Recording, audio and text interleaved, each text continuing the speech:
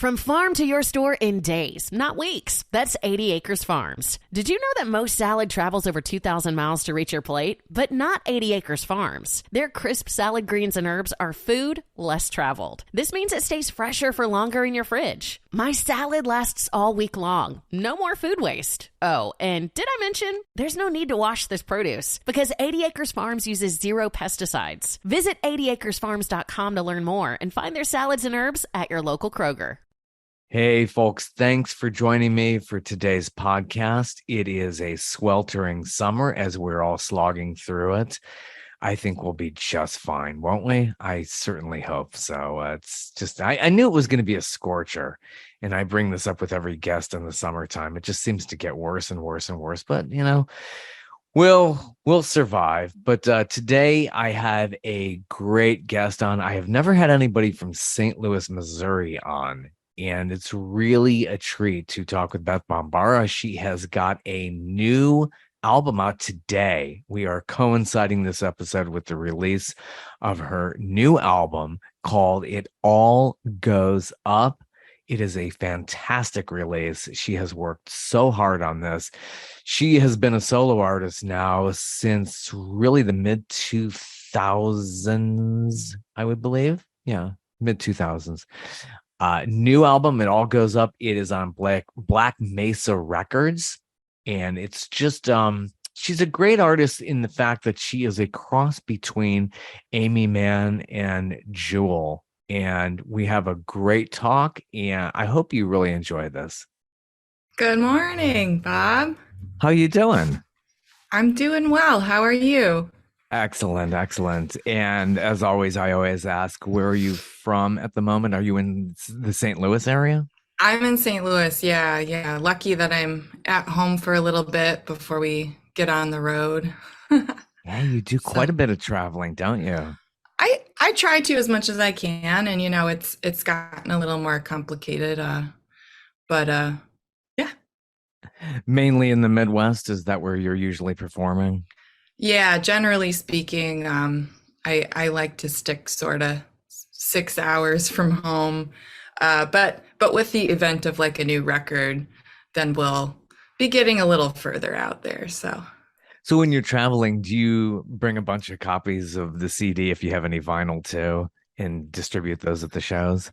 Oh yeah, definitely. Yeah. Always fun. Always like a lot of lugging, and I'm sure. Do you have like a van? Yeah, we have a 15-passenger van, so it's a beast, but that's kind of what you need. So, who travels with you? It's just now your husband is Kit, the very well-known Kit Hammond. Is that the last name? How it's spelled? Yeah, Hamon. Yep. So he plays bass with me. He usually drives the van. He likes driving a lot. And then we have a drummer that will come out with us. His name is Jeremy Reedy. And then a lead guitar player, his name is Sam Golden. And Sam also plays the fiddle. So he's sort of a dual purpose band member. It's wonderful. Yeah, you have a little bit of country and Western influence. We'll get into it. Your new album coming out. Is this happening on your birthday? It is. Was that on purpose? Did you want to coincide? Yeah. That's nice. Yeah, I thought that would be fun for me. So, yeah. Usually an artist, if it's a coincidence, it's like it's coming very close to it. It's like, I might as well do it. It's my gift, It's like we worked this hard on it. Yeah. How long did it take to put this project together? Well, when I think about it, like these songs had been floating around in my head for quite some time, and it just took like a dedicated effort to make some just basic acoustic demos and then send them to the band, get together with the band and try to play through them, and like me communicating my vision for them with the band and us sort of working it out together, and then going into the studio. That was probably a good year, maybe a year and a half process.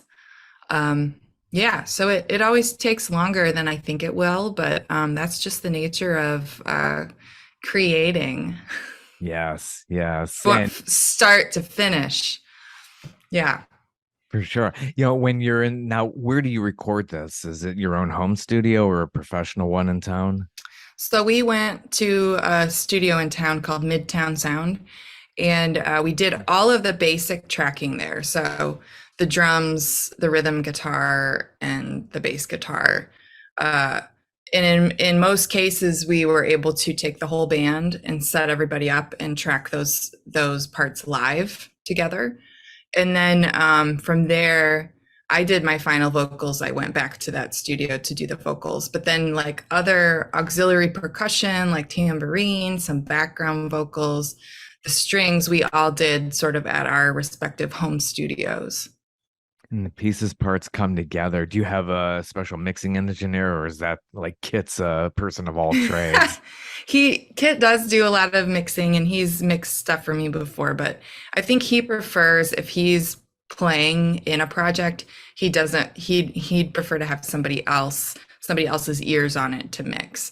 So we actually had the recording engineer also mixed it, and then we sent it to a different engineer for mastering. And Kit, you met on Martha's Vineyard several years ago. You've been together now, actually married since what, 2009? Yeah, so it's been a while, but yeah, we met. We were both in college, and we were doing sort of like a off-campus study program for a semester, and we both were going to different schools, and so we did this program at the same time. Just so happened, and then it was a music program. So what happened is they assigned other students to work with in the studio, and so he and I got assigned to work in the studio together, and that's how we met. So it's always when you least expect it. It's like, this is right in front of me right now. And what a great gift, though, to have you collaborate and somebody who could really help. How is it? I was watching, who was it? There was an HBO documentary where the husband and wife were together, Jason Isbell. Oh, I still need to watch that. I've been meaning to watch that. Yeah, and it really did. It really captured all that about how, wife is uber talented just like him, and it's like these competing egos and all this. It's very interesting. I highly recommend it on HBO. I believe it's where it's been streaming, or on the new Max format. I'll have to give that a watch. Yeah, I've been meaning to. Yeah, absolutely. So your album, where does the title come from? It All Goes Up. So the title comes from a lyric line in one of the songs. The song is Electricity is the name of the song. And the lyric line, just that snippet of line, is when it all goes up. So I sort of thought that would be an interesting title for a lot of reasons, but mostly I like putting things out there that you can sort of take whatever meaning you want from it. What does that mean to you when you first hear it? And so for me, it sort of encapsulates this underlying idea of the whole record, of sort of the time and headspace I was in, of just sort of looking at the past few years and feeling like, man, that was really hard. And I questioned a lot of things for myself, and like, am I doing what I'm supposed to be doing? And life sucks, or whatever. And just looking forward, looking ahead and saying, you know what, it's okay, because I think we can only go up from here. Yeah, that's true. When you get to this point in life, there's a lot of introspection, and you come up with that and say, wow, I've got the other half of the life to go now. Where do I go from here? So yeah, Electricity is a really great track. It's kind of starts like this haunting slow, and then it lifts up. I like those tempo changes. Thank you. Yeah. That's a fun one that I like. I mean, obviously I like every song on the record, but you don't everyone have a favorite? Yeah. It's hard. It's if you were to ask me like what's my favorite song to play live, I could tell you. But just trying to pick a favorite, I can't pick favorites.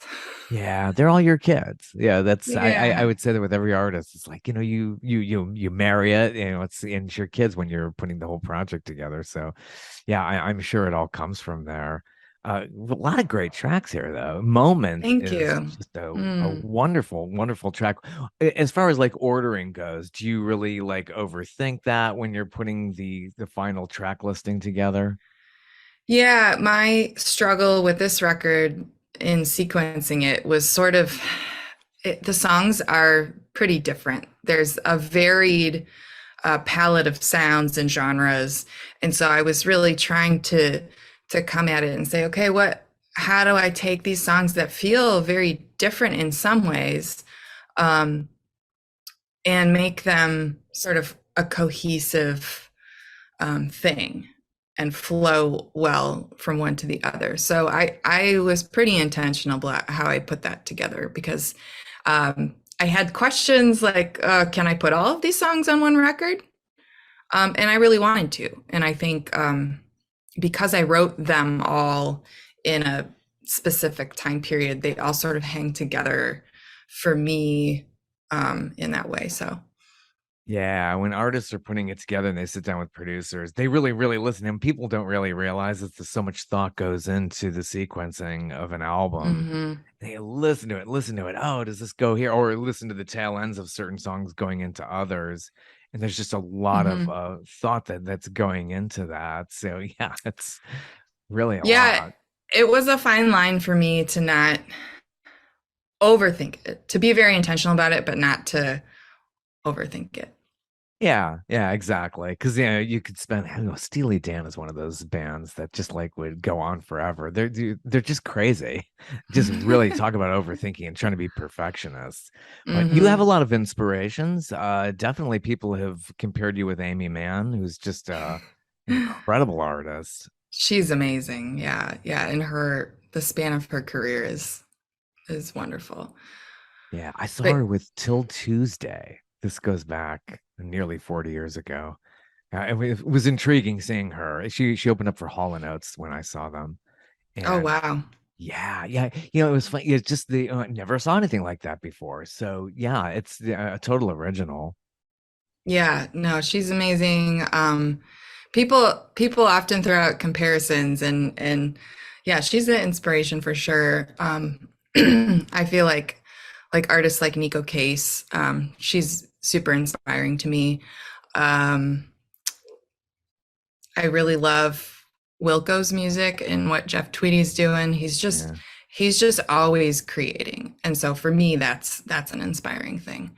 But yeah, just all my influences are all over the place. Yeah, and that's how artists are. They all get their influences somewhat derived from one another, take nuggets here and there, and you form your own and you get your own personality going. So growing up, you were up in Grand Rapids, Michigan. Is that where you were originally from? Yeah, yeah. I was born in Grand Rapids and lived in the area um, up until I was 21, I think, and then I sort of moved away for good. It still feels like home to me, but now I've been in St. Louis almost like for long enough that St. Louis feels like home too. So, Yeah, when you've been gone from your hometown for a certain amount of time. I grew up in Cleveland, Ohio. I've been in Atlanta, Georgia for more than 3 decades. oh So like, wow, yeah, yeah. And if I got back to, I mean, there's so many things that you notice when you've been out of it, and it gives you a real fresh perspective than when you grew up. definitely, yeah. Like Really. some things I didn't realize about my hometown until I moved away, and I was like, oh well, not everybody does it that way. Okay, hmm. Yeah, yeah. Do you have any inspiration lyric wise that come from your childhood? That you say, well, no, it's really hitting me, and I have a song here based on those experiences. Oh, like childhood Yeah, experiences. yeah. I would say sometimes the song Curious and Free on the new record, I was really thinking back about my time uh being a teenager in Grand Rapids and like going around and like I started my first band when I was 16 and it it we weren't good. We were terrible. But was that the punk band? Yeah. Yeah.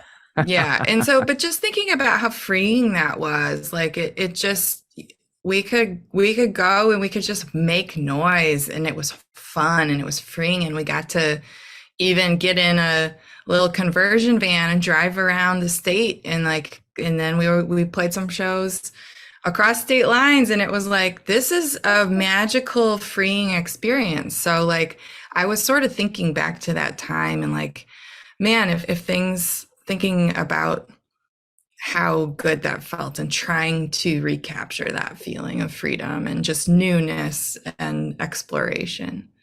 Yeah, isn't that great? Like kids now, and we're now of older generations, like they're not getting the kind of experiences we had growing up, like being able to create and do things on your own totally, and not having, electronics do it all for you. Now it's scary with AI. It's like, oh no, it's like it's taking humanity out of music, and it's so I'm glad that we, at least these previous generations, had the chance to create on our own. Yeah, sometimes I fantasize about like, oh, I wish I grew up in the 60s or the 70s, and how cool would that be? And but like where we are now, I look back and I was like, man, I think I really had an idyllic childhood growing up without screens essentially, and no social media, and like just that, I feel lucky for that. Yeah, yeah. Curious and Free is a great organic, very acoustic, all acoustic, I suppose Mhm. you would say. It's really wonderful to hear something just totally stripped down. It's very like real. I like those moments in the record. You Mm, have all that instrumentation, then you have that. So that's a really nice, and where you place that again in the album really works well with the whole project. So thank everybody go you. out and get this album. So how would we be able to get this album? It's for digital download off your website. Yeah, it'll be on all streaming services. So if that's how you listen to music, I like to tell people, just listen to it however you normally listen. If you are on Spotify, that's great. If you're on Apple, that's great. You can download it and buy it through iTunes. You can just stream it. You can get a physical vinyl record through my website, or you can pre-order it right now on Black Mesa Records website. So I think it's just blackmesarecords.com. So yeah, there's a lot of options for physical, digital, streaming, all of that. Mm-hmm. But bethbombara.com, you should be able to find all of that there. Yeah, nice website. And the cover for this new project, what's the story behind that? Or the artist who created that? That's really nice. Yeah. So that is another contribution by my husband, Kit. He, the past couple years, has gotten more into graphic design, and he just has, I've always thought he's been good at that and has a good eye for things. Excuse me. Yeah, yeah. And that's fantastic. So we talked about some ideas, and we sort of ended up with this sort of like collage art sort of thing based on a picture of me while we were on vacation in Hawaii. So you see like that dark, it's actually like lava rock that I was actually standing on. And then he built the collage sort of around that. Neat. He does a lot. Very artistic, definitely. Somebody who could do the bass, graphic arts. Gosh, what doesn't he do? Well, he does all the plumbing too, as well. He could, yeah. But no, he's even played. He can play drums as well. Wow. But on an older record came out in 2017, I believe. It's called Map in No Direction, but he's playing the drums on that whole record. So he's pretty impressive. Yeah, you have quite a catalog too. If you go through the website, in the back catalog, you have EPs as well, Abandoned Ship. And you're one of these first artists who got into crowdfunding and Kickstarter. Oh, yeah. Yeah, that was an experience, like sort of when I was putting out my first recordings, I was sort of on the forefront of the whole Kickstarter thing. I didn't know anybody in St. Louis who was doing it. But I thought, I'm always sort of looking for like, what's the new thing that people are trying, and I want to try it. So, but that opened up a whole new world for me of sort of like how fans can come alongside artists and just sort of help them without a record label. From farm to your store in days, not weeks. That's 80 Acres Farms. Did you know that most salad travels over 2,000 miles to reach your plate? But not 80 Acres Farms. Their crisp salad greens and herbs are food less traveled. This means it stays fresher for longer in your fridge. My salad lasts all week long. No more food waste. Oh, and did I mention there's no need to wash this produce because 80 Acres Farms uses 0 pesticides. Visit 80acresfarms.com to learn more and find their salads and herbs at your local Kroger. We all know a guy who only occasionally shaves for big occasions, and it's because that occasional shave really hurts. It's the time of year for big occasions, and yet there he is, suffering with that cheap drugstore razor. Let's help him out. Henson Shaving's line of razors, built with aerospace precision, deliver a smooth shave your dad, brother, and even son can enjoy, eventually. With replacement blades just 10 cents each, you'll buy it once, and they'll use it for life. How's that for the perfect gift? Celebrate with 100 free blades on your first purchase, and no subscription headaches. HensonShaving.com/holiday. Yeah. And so that crowdfunding helped get that album in 2010 out. That's another incredible release. Met with a lot of great reviews. Wish I Were You. Thanks. Again, where does that is that title lifted from a lyric too, or is that? It is. It's lifted from a lyric. Yep. Yeah. That's just fantastic. And then you completely followed that up and you keep creating and going back into the studio. You feel like you're kind of on this treadmill, like studio touring, and obviously you love it. Yeah, in some ways it sort of does feel like that, but I've been making sure like I take time for myself and just don't feel, sometimes it can feel pressure to stay on that treadmill, but I think it's if you do that, that's when you run into burnout. And I think I was really feeling super burnt out in early 2020. And I was ready to sort of like say, you know what, maybe I don't know if this music thing's working out for me.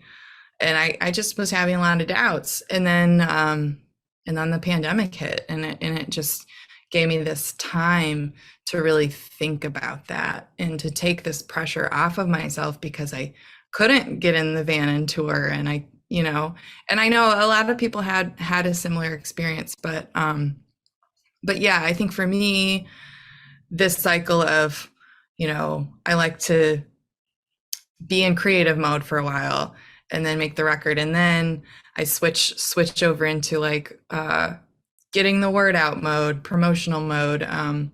So yeah, that's sort of, I love it though. I love that cycle. Yeah, it's good. It's good for you. I mean, I could feel like if you've been away from it for too long, you're like probably thinking, oh my gosh, the audience can move on and forget you, but it's always there. But yeah, I'm sure you probably can always feel those pressures as well. Yeah, definitely. It's a balance to try to figure out how to navigate those spaces. Yeah. And also a lot of great tracks on the new album. Everything I Wanted, that was another standout to me. Kind of reminded me of this Colby Calais vibe. Oh yeah, cool. Yeah, I met her once too. Just like and a song that was very, kind of had that vibe, came out around that time, but it's very rhythmic and just what's the inspiration behind that one? What's that? What's the inspiration behind the inspiration? Yeah. Well, sort of the inspiration started from like these conversations I realized that I kept having with friends and family, and about sort of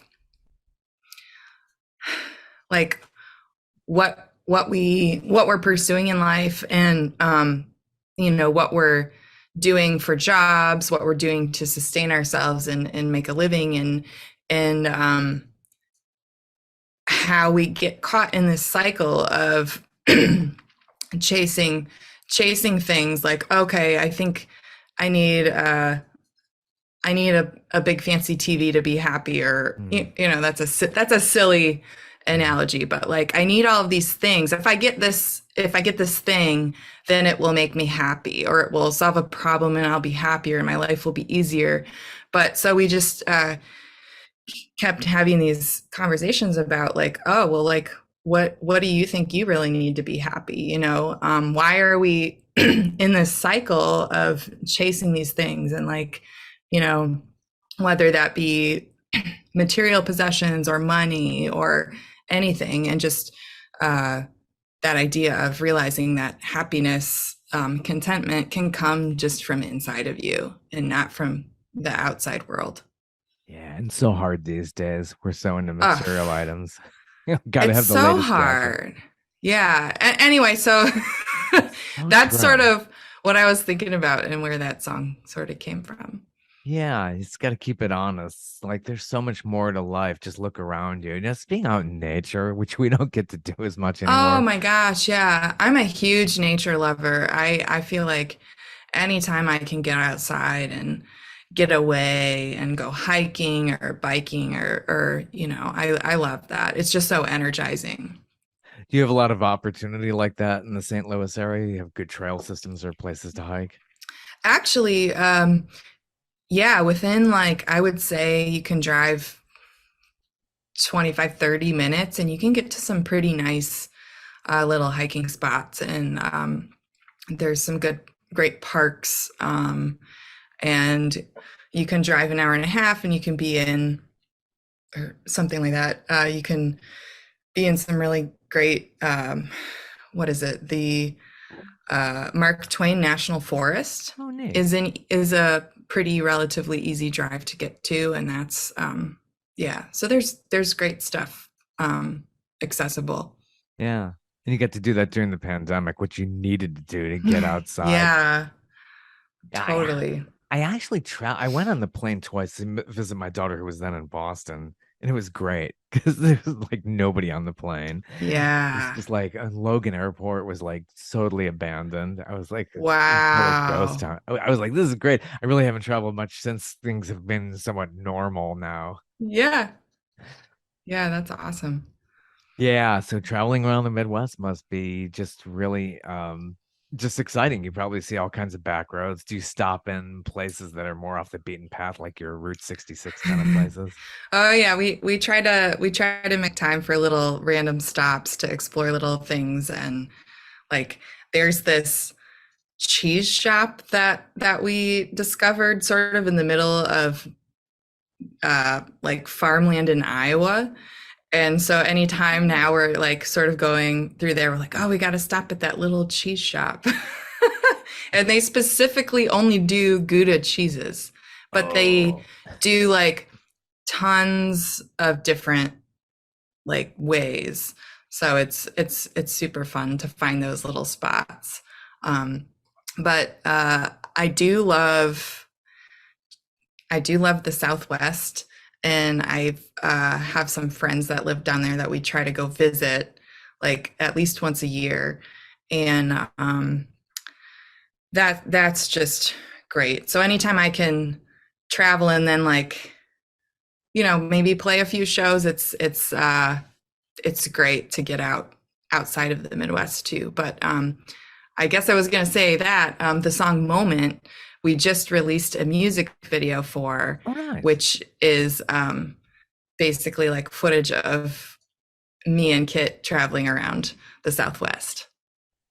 Yeah, he's in some other videos like Mountain Sun. That's was shot in front of this like abandoned place. I saw that. I was like, this is so artsy, all black and white. And what's the meaning behind like being in front of? Is there anything, or is just this like no? Well, the story behind that, it wasn't that I was like, oh, I gotta find this building that's like dilapidated and you know that's what I really want. Literally, that was the house across the street from us that burned down. And So it was just this sort of like, oh, okay, well, let's just go across the street to the house and make a video. Yeah, do that when nobody's looking. Get past the fire. No, I was like, before this house falls down, we should make a video in front of it, or it was in the back of it. Yeah. Yeah. For the construction people come in and tear the whole thing down. Yeah, it's kind of, it has, it's very interesting. What a great concept. What's the symbolism behind the tiny piano? Oh, I think that was fun. Like, the song, the instrumentation on the song is me playing piano. And then I was like, well, I want to make it like, what's a portable piano I can actually like get behind here? And I love toy pianos. They're just so fun. And the sound is just, so I just thought it'd be fun. Yeah, and so you were speaking as, being little with pianos and everything. So you basically taught yourself. I mean, you got the jump start from your parents, obviously, but you basically took it from there. And well, you learned guitar basically on your own. And how does it? I mean, obviously, I think it's easier when you're younger to be able to teach yourself. Totally. It's just, I think music is something I just always gravitated towards and was curious about. And so like my mom she sort of dabbled in guitar when she was younger. And so she had a guitar laying around the house, and I didn't see her play it very much. So I just sort of was like, hey Mom, can I steal this guitar? Sort of. So I sort of like adapted it, and she had like the Mel Bay book of chords, like that I started going through and just teaching myself how to play chords, and listening to the radio and trying to play some of those songs, like that would have been in the mid 90s. So yeah. So going way back to that, going back into the mid 90s, what did you remember hearing first? And what kind of guitar were you? Did you get better guitars as you were going along? Yeah, I mean, I probably didn't ever really have a super nice guitar until like more recently, but you gotta work for it. Yeah. Oh, sorry. What was it? Finally got a decent guitar, like a Guild guitar or something. Like, I don't want to get too like inside baseball with instrumentation, but yeah, I think interesting. Yeah, I think my mom had this. She had it was a Squier, a Fender Squier, like Stratocaster copy, and so and then she also had a Yamaha acoustic guitar. And so I sort of gravitated towards playing the electric guitar because it's, it's easier to first learn that. It doesn't hurt your fingers as much when you're trying to build up those guitar calluses. But yeah, so, and then for me, she also had like a tiny little amp. And once I figured out like, oh, if I crank this amp, then it gets really like distorted. Like, this is cool. And so then I'm in my bedroom, like cranking the amp and like push and play on my Clash cassette tape. And just like in this world, like this is fun. So we're not really so much dating ourselves here, but yeah, I remember that, just like having a cassette recorder, like you physically had to do something. It was just so neat. I started out in film as a kid. And there was just something about that where you were limited to 3 minutes per cartridge. And you had to send that off to get developed. You were like so excited when you come back home and play and put it through the projector. I'm like, oh, there's just magic about it. Now the kids these days, it's all instantaneous, which, now everybody could do it. Back then, not everybody was doing these things and these disciplines. Yeah. It's just much more of a process.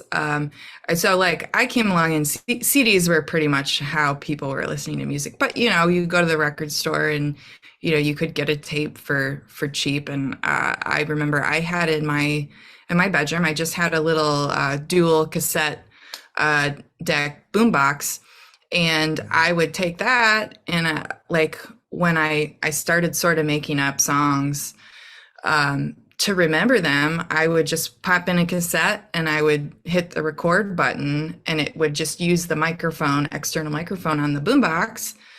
So I could like remember what I had just, like this riff that I had just come up with or something. And so now it's like fast forward, and, you know, I have my phone with me all the time, and I can just pull it out and take a voice memo.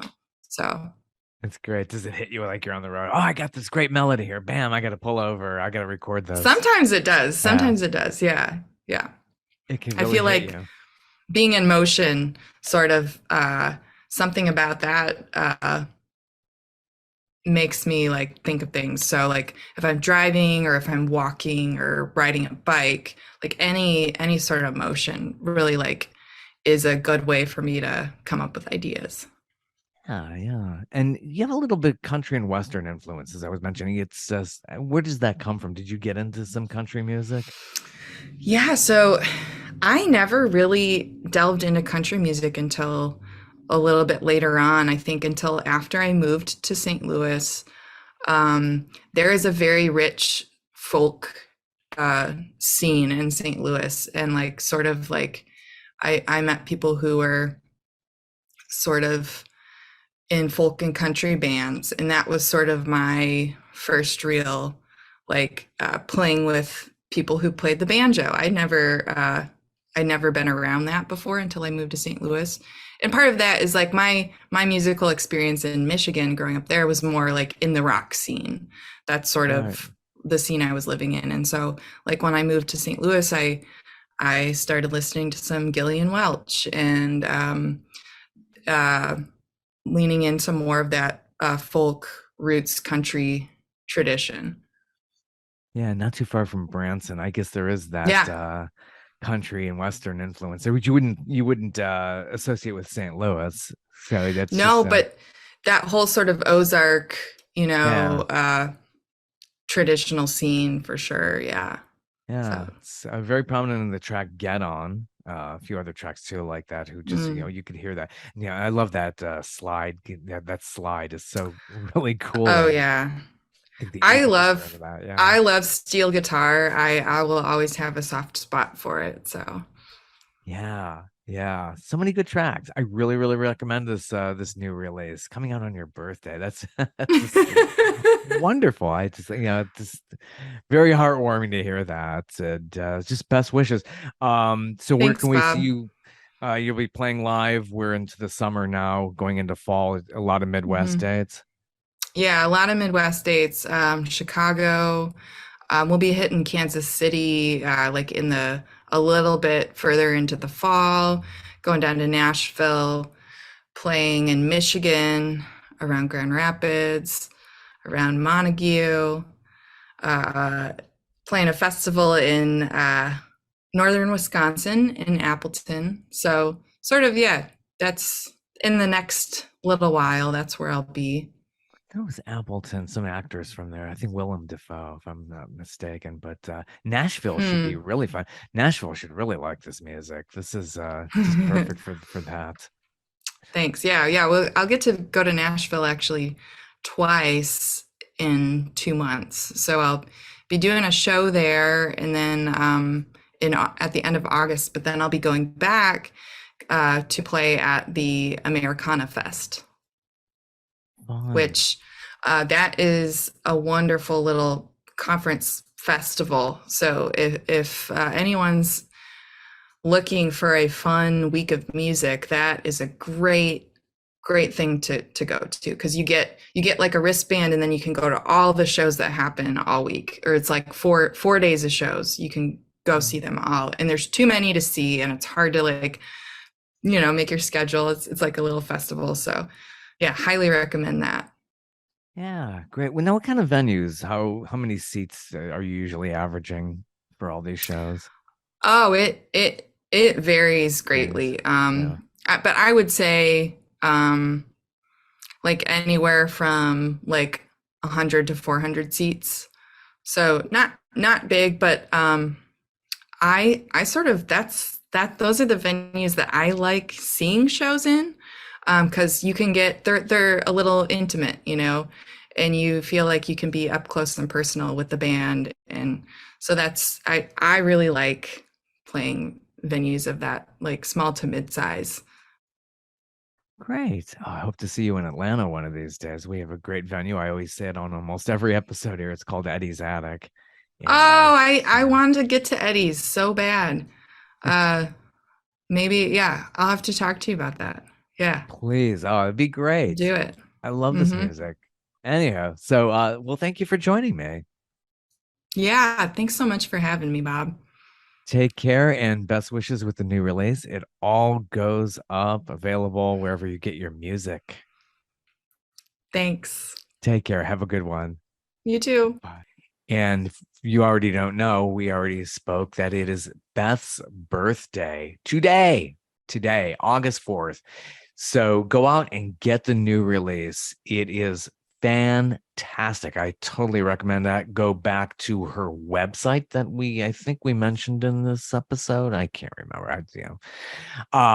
But yeah, check it out. It is fantastic. You will want to order this or listen to it on Spotify or wherever you get your music. From farm to your store in days, not weeks. That's 80 Acres Farms. Did you know that most salad travels over 2,000 miles to reach your plate? But not 80 Acres Farms. Their crisp salad greens and herbs are food less traveled. This means it stays fresher for longer in your fridge. My salad lasts all week long. No more food waste. Oh, and did I mention there's no need to wash this produce because 80 Acres Farms uses 0 pesticides. Visit 80acresfarms.com to learn more and find their salads and herbs at your local Kroger.